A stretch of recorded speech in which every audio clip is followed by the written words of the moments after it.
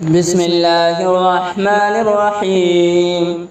إذا وقعت الواقعة ليس لوقعتها كاذبة خافضة رافعة إذا رجت الأرض رجا وبست الجبال بسا فكانت هباء منبثا وكنتم أزواجا ثلاثة فأصحاب الميمنة ما أصحاب الميمنة وأصحاب المشأمة ما أصحاب المشأمة والسابقون السابقون أولئك المقربون في جنات النعيم ثلة من الأولين وقليل من الآخرين على سرر موضونة متكئين عليها متقابلين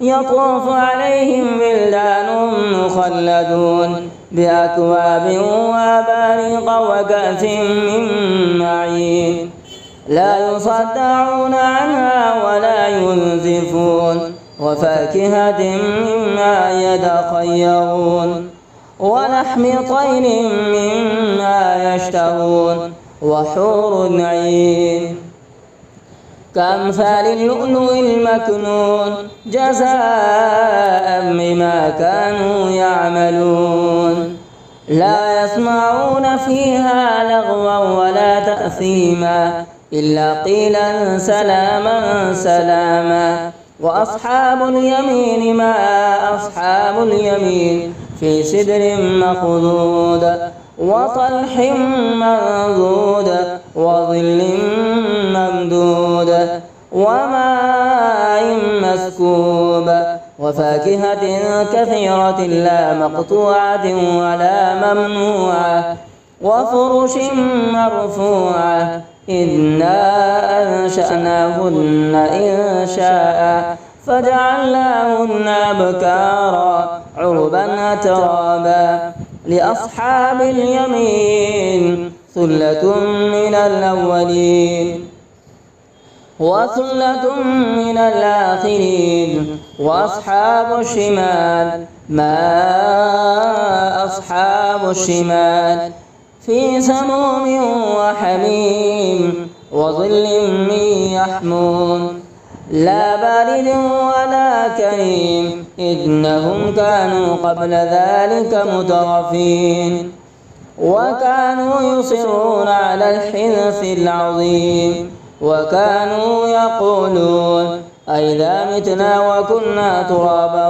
وعظاما أئنا لمبعوثون أوآباؤنا الأولون قل إن الأولين والآخرين لمجموعون إلى ميقات يوم معلوم ثم إنكم أيها الضالون المكذبون لآكلون من شجر من زقوم فمالئون منها البطون فشاربون عليه من الحميم فشاربون شرب الهيم هذا نزلهم يوم الدين نحن خلقناكم فلولا تصدقون أفرأيتم ما تمنون أأنتم تخلقونه أم نحن الخالقون نحن قدرنا بينكم الموت وما نحن بمسبوقين على أن نبدل أمثالكم وننشئكم فيما لا تعلمون ولقد علمتم النشأة الأولى فلولا تذكرون أفرأيتم ما تحرثون أأنتم تزرعونه أم نحن الزارعون لو نشاء لجعلناه حطاما فظلتم تفكهون إنا لمغرمون بل نحن محرومون أفرأيتم الماء الذي تشربون أأنتم أنزلتموه من المزن أم نحن المنزلون لو نشاء جعلناه جاجا فلولا تشكرون أفرأيتم النار التي تورون أأنتم أنشأتم شجرتها أم نحن المنشئون نحن جعلناها تذكرة ومتاعا للمقوين فسبح باسم ربك العظيم. فلا أقسم بمواقع النجوم وإنه لقسم لو تعلمون عظيم. إنه لقرآن كريم في كتاب مكنون لا يمسه إلا المطهرون تنزيل من رب العالمين.